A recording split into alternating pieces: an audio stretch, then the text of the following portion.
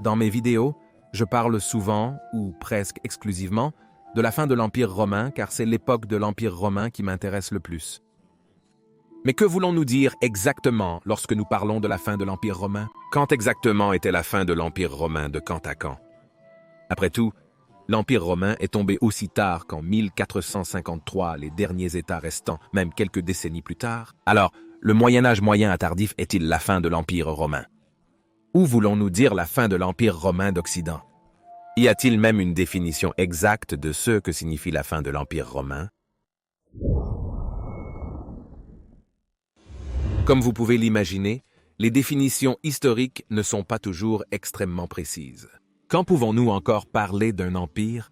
L'Empire romain d'Occident tardif était-il vraiment encore un empire? Et qu'en est-il de l'Empire byzantin, comme aiment à l'appeler les historiens pour désigner l'Empire romain d'Orient tardif? Est-ce que cela compte même comme un empire romain? Vous voyez qu'il y a des problèmes lors de la définition d'un empire romain tardif. Cet empire devrait, par définition, être encore quelque peu reconnaissable en tant que romain, et il devrait toujours être un empire. Le début de l'Empire romain tardif est généralement défini comme commençant à un moment après la crise du IIIe siècle. Cette période de grand chaos et d'instabilité dans l'Empire romain où l'Empire romain a failli tomber a beaucoup de sens à prendre comme point de départ pour le terme d'Empire romain tardif. La plupart des définitions prennent 284 après Jésus-Christ comme point de départ. C'est cette année-là que l'empereur Dioclétien a émis ses célèbres réformes afin de stabiliser l'Empire romain. À cette époque, les 50 années d'invasion barbare continue et de guerre civile avaient conduit à un changement culturel et militaire assez profond dans l'Empire. C'est pendant cette période que les légions ont commencé à se transformer du célèbre système de légions et d'auxiliaires de l'Empire primitif au système de comitatans et de limitanes.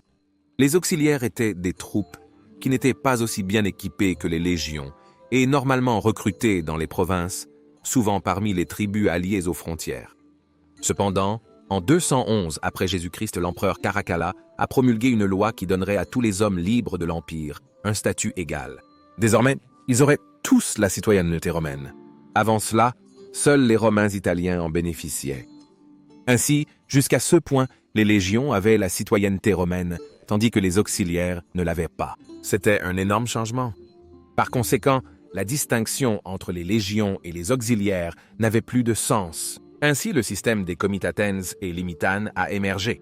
Les comitatens comprenaient les armées de campagne mobiles, bien équipées et bien formées, tandis que les limitanes étaient souvent recrutés parmi les tribus frontalières fédérati, moins bien équipées et stationnaires afin de défendre les vastes frontières de l'Empire. Pendant cette période, l'équipement a également commencé à changer, passant du légionnaire qui est célèbre et représenté dans pratiquement tous les films hollywoodiens sur l'Empire romain, aux comitatens et limitanes romains tardifs, qui avaient une apparence assez différente. J'ai parlé en détail des différences entre les anciennes légions et les nouveaux comitatens dans ces S2 vidéos ici.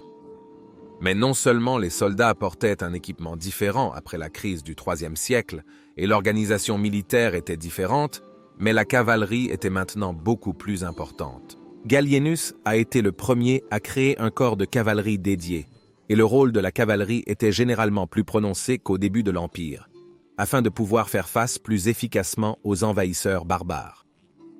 En dehors de l'armée, une énorme transformation culturelle a eu lieu à cette époque.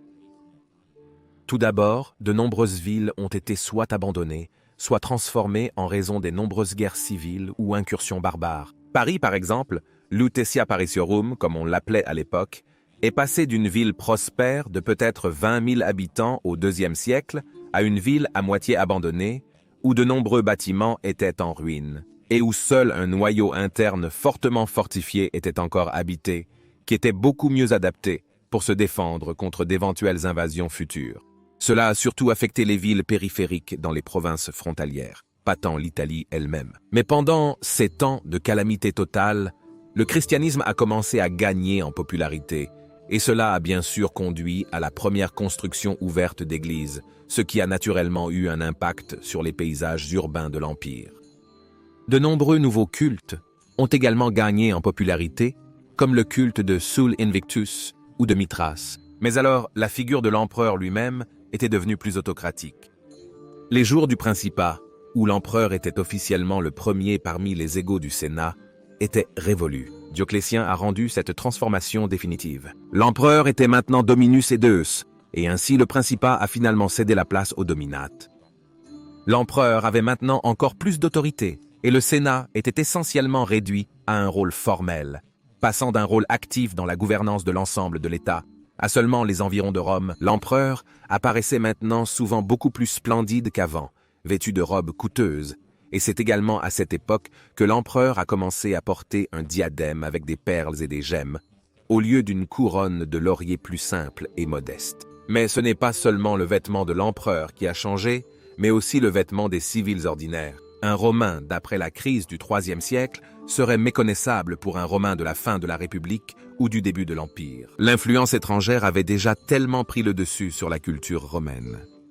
J'ai parlé en détail de la tenue vestimentaire de la fin de l'Empire romain dans cette vidéo ici, et si vous êtes un passionné de Rome comme moi, et il y a de fortes chances que vous le soyez si vous regardez cette vidéo, alors vous pourriez être intéressé par les incroyables bagues et autres accessoires romains que la boutique SPQR est en train de créer.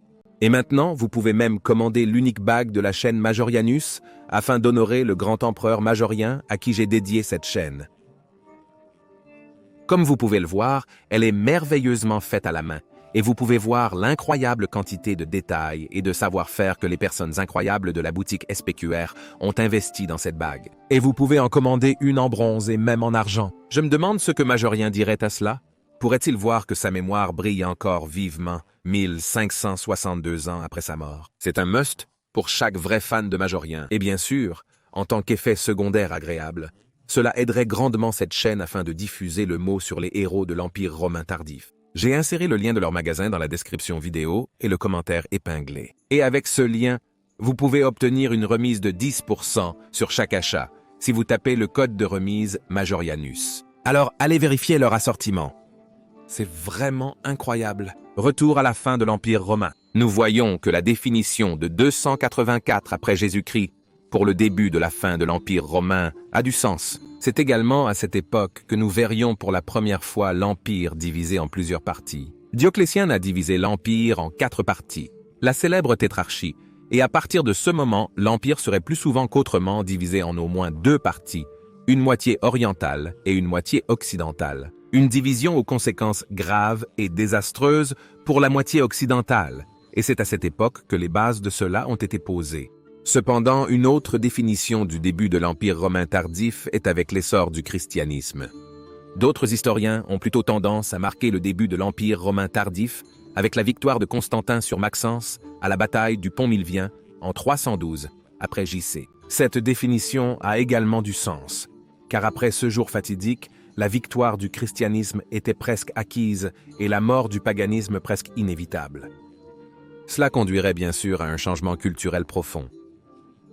Les paysages urbains romains commenceraient maintenant à se transformer lentement, où de grandes basiliques chrétiennes viendraient maintenant dominer la silhouette des villes et les anciens temples gréco-romains seraient de plus en plus souvent abandonnés. Lentement au début, presque pas remarquable, mais seulement 100 ans plus tard, tous les temples étaient fermés et n'étaient plus utilisés à des fins religieuses, tandis que de plus en plus d'églises étaient construites.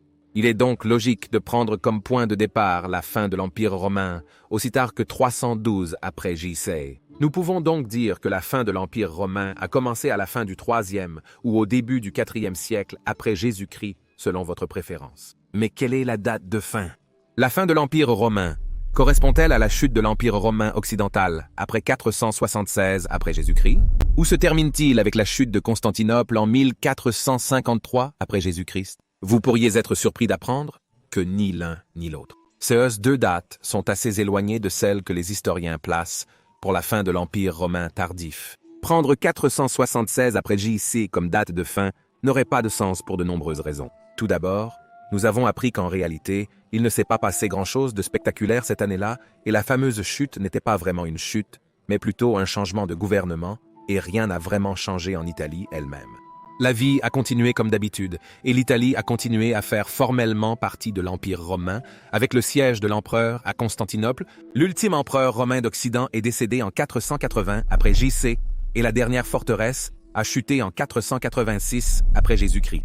Donc, 476 après JC comme date de fin a encore moins de sens. Et qu'en est-il de 1453 après Jésus-Christ alors? Eh bien, cela aurait plus de sens, mais encore une fois, les historiens aiment appeler la période de la fin de l'Empire romain d'Orient l'Empire byzantin.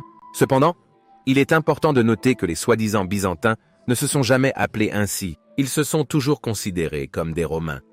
Donc, pour déterminer où s'est terminé le tardif Empire romain, nous devrions trouver où a commencé l'Empire byzantin, et bien que je n'aime pas le terme byzantin lui-même, il a un certain sens dans la mesure où il dénote la transformation culturelle qui a eu lieu dans cet empire. Car de la même manière qu'un Romain du début de l'Empire ne reconnaîtrait pas un Romain de disons environ 400 après Jésus-Christ. À l'ouest, de la même manière, un Romain de 400 après Jésus-Christ à l'ouest ne reconnaîtrait pas un Romain oriental de disons 1200 après Jésus-Christ de l'est. La culture aurait été transformée de manière spectaculaire et cette transformation culturelle est ce que byzantin dénote. La plupart des historiens situent la transition de l'Empire romain à l'Empire byzantin avec la mort de l'empereur Héraclius en 641 après Jésus-Christ. Cela serait donc aussi la date de fin de l'Empire romain tardif, car après 641 après Jésus-Christ, nous parlerions de l'Empire byzantin. Est-ce que cela a du sens? Personnellement, je pense que oui. Tout d'abord, c'est à cette époque que l'Empire romain a vraiment cessé d'être un empire au sens propre du terme, à savoir un vaste territoire gouverné par une autorité centrale dans une capitale romaine, avec de nombreuses provinces dans de nombreuses régions différentes, éloignées les unes des autres, mais toutes unies dans une romanité commune. À la fin des années 630 et au début des années 640, l'Empire romain a perdu l'Égypte et le Levant au profit du nouveau califat musulman en plein essor, les Romains étant affaiblis par des décennies de guerre contre la Perse à l'est et les esclaves et les avares au nord-ouest. Ainsi, l'Empire romain a perdu environ la moitié de son territoire. De plus, c'est à cette époque que le grec a supplanté le latin en tant que langue officielle à la cour. Même à l'époque de Justinien et de Bélisaire, le latin était encore officiellement utilisé comme langue de cour. Oui, le grec était la principale langue quotidienne, mais à la cour, il y avait encore une forte adhérence aux anciennes traditions romaines. Justinien et Bélisaire eux-mêmes étaient encore des locuteurs natifs de latin. À cette époque, de nombreuses anciennes traditions romaines étaient encore complètement intactes, remontant à l'époque d'Auguste lui-même. Mais pendant et après le règne d'Héraclius, nous verrions des changements profonds. La langue de la cour deviendrait maintenant le grec. L'empereur lui-même se nommait Basile, contrairement aux empereurs précédents qui avaient encore utilisé le titre d'Auguste, même à la fin du VIe et au début du VIIe siècle. Nous commencerions alors également à voir une réorganisation de l'Empire, s'éloignant du précédent système de diocèses romains vers les thèmes byzantins, essentiellement des unités d'administration plus petites. C'est également à cette époque que nous avons pour la dernière fois une mention d'une ancienne légion romaine. La légion quincte macédonique est mentionnée pour la dernière fois en 636 après Jésus-Christ, peu de temps avant la conquête musulmane de l'Égypte et du Levant. C'est donc également à cette époque que les dernières traces des anciennes légions de Rome ont disparu. Et bien sûr, les paysages urbains se transformeraient de manière spectaculaire après cette période, passant d'une apparence encore impériale, car l'Empire était encore capable d'ériger de nombreux bâtiments impressionnants à l'architecture plus modeste du début du Moyen-Âge à venir. Les grands forums, les rues à colonnades et les colonnes impériales n'étaient plus construites, beaucoup des anciennes villes commençaient à tomber en ruine, et leurs pierres étaient utilisées comme matériaux de construction pour ériger des habitations plus récentes et plus modestes. Même Constantinople elle-même a commencé à se dégrader sévèrement après le siège des Avares en 626 après Jésus-Christ, lorsque les aqueducs de la ville ont été partiellement détruits. Seulement 100 ans plus tard, Constantinople n'avait peut-être que 50 000 habitants, soit seulement 10% de la population maximale, et la plupart de la ville était abandonnée et commençait à tomber en ruine.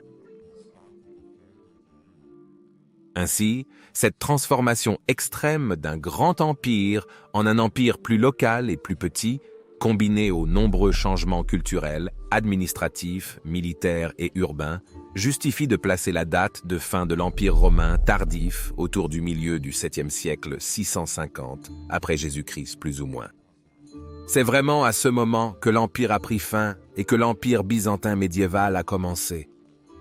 Ainsi, l'Empire romain tardif serait la période allant d'environ 284 à 312 après Jésus-Christ comme point de départ, jusqu'au milieu du 7e siècle, soit une durée d'environ 350 ans. Donc, la prochaine fois que j'utilise le terme Empire romain tardif, vous savez exactement de quelle période je parle.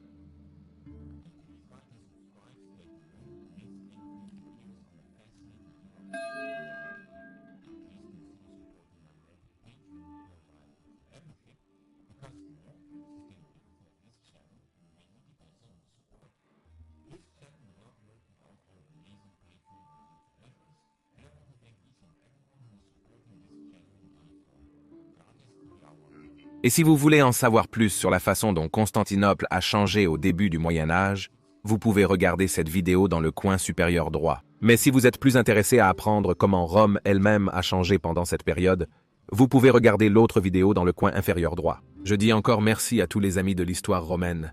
Gracias ti Biago et bene valete.